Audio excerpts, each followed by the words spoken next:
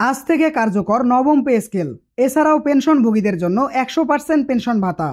দর্শক, বিস্তারিত আলোচনা শুরু করার পূর্বে আপনারা যারা এখন পর্যন্ত আমাদের চ্যানেলটি সাবস্ক্রাইব করেননি, দয়া করে সাবস্ক্রাইব করে পাশে থাকা বেল আইকনটি অল করে দিন। আজকের জরুরি বৈঠকে নবম পে স্কেল বাস্তবায়নের চূড়ান্ত দিক নির্দেশনা এসেছে। সরকারি চাকরিজীবীদের নবম পে স্কেল বাস্তবায়নের গুরুত্বপূর্ণ তথ্য দিলেন প্রধান উপদেষ্টা। প্রধান উপদেষ্টা বলেন, আমরা সরকারি চাকরিজীবীদের এবার নবম পে স্কেল কার্যকর আজ থেকেই করতে যাচ্ছি। যেহেতু দীর্ঘদিন থেকে এ বিষয় নিয়ে সমস্যায় জর্জরিত ছিল, সেক্ষেত্রে আর সময় বিলম্ব না করে নতুন গ্যাজেট প্রকাশ করা হচ্ছে। পেনশনারদের জন্য নতুন সিদ্ধান্ত গ্রহণ করেছেন পে কমিশনের চেয়ারম্যান জাকির আহমেদ খান। জাকির আহমেদ খানের নির্দেশে সরকারি চাকরিজীবীদের অর্থনৈতিক কর্মকাণ্ডকে গতিশীল করা হচ্ছে। বাংলাদেশের 14 লক্ষ সরকারি চাকরিজীবীদের নতুন করে নবম পে স্কেল বাস্তবায়ন করার ফলে বেতন বৃদ্ধি সহ অন্যান্য সুযোগ সুবিধা যোগ করা হয়েছে। প্রতিটি গ্রেডের বর্তমান বেতন পুনর্গঠন করা হয়েছে। উচ্চ গ্রেডের কর্মকর্তা সর্বাধিক সুবিধা পাচ্ছেন, যেখানে সর্বনিম্ন গ্রেডে উল্লেখযোগ্য বর্ধিত বেতন পাবেন। 100% পেনশন ভাতা অবসরকালীন সময় সরকারি চাকরিজীবীদের পুরোপুরি কার্যকর ঘোষণা করা হয়েছে।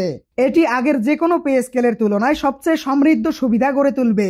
শুধুমাত্র নবম পে স্কেলের মাধ্যমে বেতন বৃদ্ধি নয়, সকল ধরনের সুবিধা পূর্বের তুলনায় বৃদ্ধি করে রাখা হয়েছে। সরকারি চাকরিজীবীদের আজ সোমবার থেকে নবম পে স্কেল কার্যক্রম ঘোষণা মোটামুটি পর্যায়ে এসেছে। দর্শক, ভিডিওটির এই মুহূর্ত পর্যন্ত এসেও যারা এখন পর্যন্ত আমাদের চ্যানেলটি সাবস্ক্রাইব করেননি, দয়া করে সাবস্ক্রাইব করে পাশে থাকা বেল আইকনটি অল করে দিন। আজ থেকে সরকারি দপ্তর ও সংস্থার কর্মচারীদের বেতন ভাতা সহ নতুন হার নির্ধারণ করা হবে।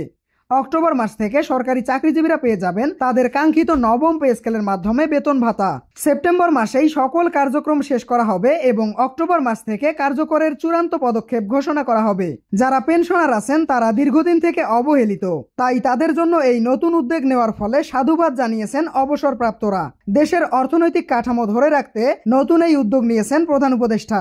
এই নবম পে স্কেল বাস্তবায়নের মাধ্যমে সরকারি চাকরিজীবীদের মধ্যে প্রফেশনাল প্রেরণা বৃদ্ধি এবং সরকারি সেবা খাত উন্নয়ন করার লক্ষ্য রেখেছে। বিশেষজ্ঞরা মনে করছেন, নতুন বেতন কাঠামো সরকারি চাকরিজীবীদের কার্যক্ষমতা ও দায়িত্বশীলতা আরও বাড়াবে।